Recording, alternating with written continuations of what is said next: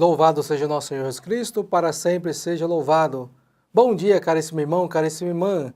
Estamos aqui mais uma vez com o programa Diário Espiritual. Nessa manhã de sexta-feira já estamos nos preparando para o final de semana, que esse programa então lhe ajude a lhe preparar bem para que você possa viver o seu final de semana na graça de Deus, para que você também no final de semana faça a experiência de Deus na sua vida.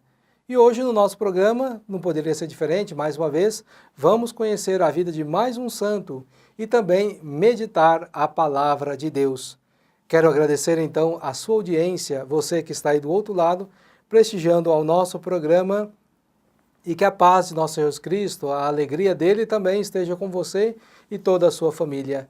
E hoje nós vamos, no nosso programa, conhecer a vida de São Leão Magno, esse grande santo na vida da nossa igreja. São Leão Magno. O santo de hoje mostrou-se digno de receber o título de Magno, que significa grande. Isso porque é considerado um dos maiores papas da história da igreja, no grande trabalho e na santidade. Ao ser eleito papa em 440, teve que evangelizar e governar a igreja numa época brusca do Império Romano, pois já sofria com as heresias e as invasões dos povos bárbaros, com suas violentas invasões. São Leão enfrentou e condenou o veneno de várias mentiras doutrinais.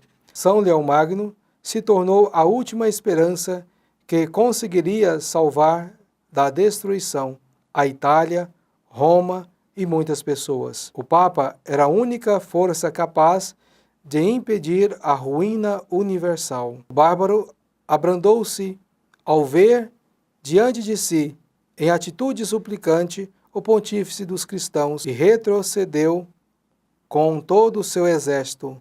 Dentre tantas riquezas, em obras escritas, São Leão Magno deixou-nos este grito: toma consciência, ó cristão, da tua dignidade, já que participas da natureza divina.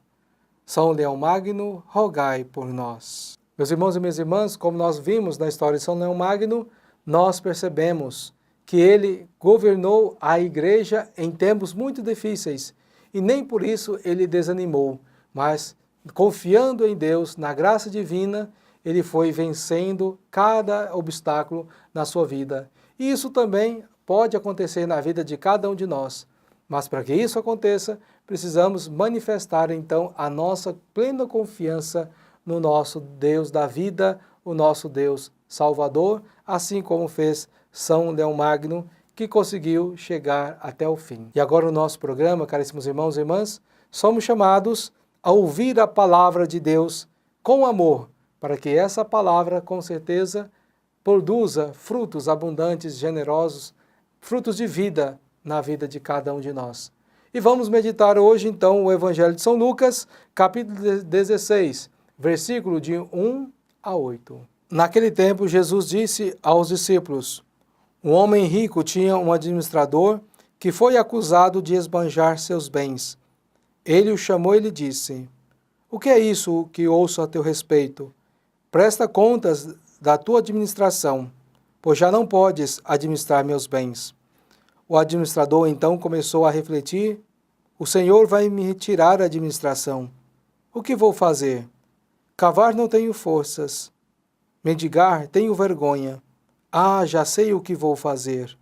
Para que alguém me receba em sua casa quando eu for afastado da administração.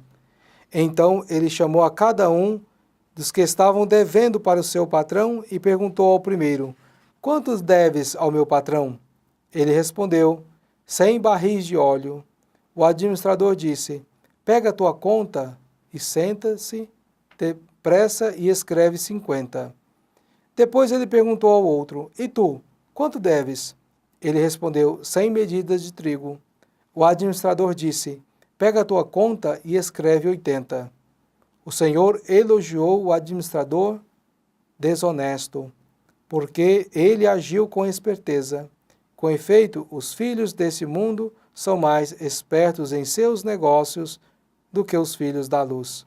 Palavra da salvação, Glória a vós, Senhor. Caríssimos irmãos e irmãs, nós percebemos um caso clássico de corrupção no evangelho de hoje.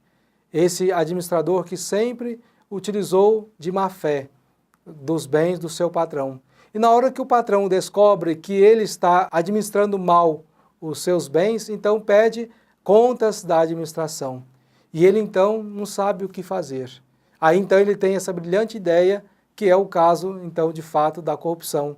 Ele chama lá alguns devedores e pede para que mude lá o que ele devia para o patrão. Porque ele pensava, porque se eu fizer isso, eles vão ser gratos a mim e quando eu for afastado da administração, eu vou então ser recebido na casa desses que eu abati então aquilo que eles deviam para o meu patrão. O patrão elogia a atitude desse administrador porque ele foi muito esperto. Mas Jesus faz notar que nós também na vida espiritual precisamos nos utilizar dessa esperteza.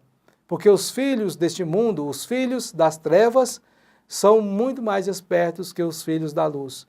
A gente percebe muitas das vezes os filhos da luz têm uma certa ingenuidade na sua vida e quem está disposto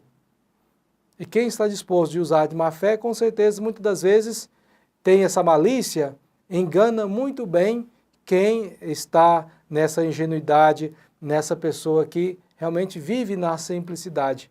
Por isso que Jesus, no Evangelho de hoje, nos chama que na vida espiritual também nós precisamos traçar um plano para vivermos bem a nossa vida espiritual. Que a gente não fique só planejando a nossa vida nesse mundo, mas também planejemos a vida espiritual de cada um de nós. Com certeza, muitos pais, até você que me ouve agora aí no seu lar, com certeza você tem muitas coisas planejadas para a sua vida, para a sua casa. Então, planejar fazer as compras, a feira, você planeja as férias, você planeja a faculdade dos filhos. Então, na vida desse mundo, muitas vezes nós conseguimos planejar muitas coisas e para a vida espiritual a gente vai deixando de lado, a gente vai empurrando com a barriga. Jesus fala que nós precisamos também criar um plano, uma meta na vida espiritual. Se eu quero ser santo, então o que eu preciso fazer para ser santo? Não é vivendo de qualquer maneira, de maneira despercebidamente, despreocupadamente que eu vou chegar à santidade. Então, se eu quero ser santo, então existem os exercícios, os passos que me levam a ser santo. E é isso que Jesus exorta no Evangelho de hoje, que nós então não fiquemos preocupados com os filhos das trevas, que muitas vezes têm muita esperteza, mas que nós possamos viver em Deus, viver a nossa simplicidade, a nossa humildade, tanto a nossa vida nesse plano físico, também como no plano espiritual. Planejar a vida aqui, mas também planejar a vida futura, para que também sejamos elogiados pelo nosso próprio Deus. Que nós sejamos simples como as pombas, mas também prudentes como a serpente. A palavra de Deus nos chama a essa realidade. Não é ficar totalmente assim à mercê do inimigo, mas viver essa simplicidade e também planejar a nossa vida espiritual para que um dia possamos ter essa plena comunhão com Ele no reino dos céus. Fiquemos então com essa mensagem de hoje, de sexta-feira, para meditá-la então durante esse final de semana que o Senhor nos chama a também ter um plano na nossa vida espiritual.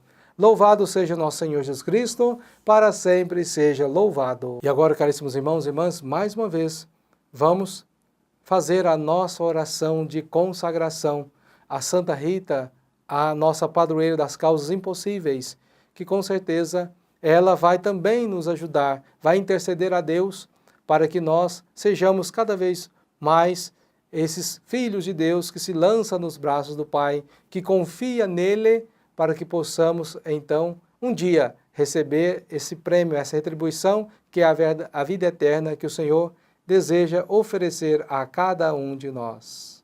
Oremos. Ó poderosa Santa Rita, a quem Deus constituiu auxiliadora dos cristãos, nós vos escolhemos como senhora e protetora desta cidade, desta família, dessa região. Dignai-vos mostrar aqui o vosso poderoso auxílio. Preservai esta casa, cidade, região, de todo o perigo, do incêndio, da inundação, dos raios, da tempestade, dos ladrões, dos malfeitores, da guerra e de todas as outras calamidades que conheceis. Abençoai e protegei, defendei e guardai como coisa vossa as pessoas que vivem nesta casa, cidade ou região. Sobretudo, concedei-lhes a graça mais importante, a amizade com Deus, evitando o pecado. Dai-lhes a fé que tivesses na palavra de Deus e o amor com que nutristes para com o vosso Salvador Jesus Cristo e para com todos aqueles que pelos quais ele morreu na cruz.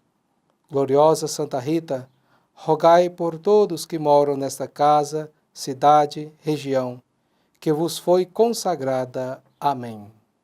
Avisos da comunidade. Queremos então convidar você, já que estamos iniciando o nosso final de semana, então no sábado, às 18 horas, temos missa lá na Capela Senhor Bom Jesus. E 19h30, missa na Capela Nossa Senhora Aparecida.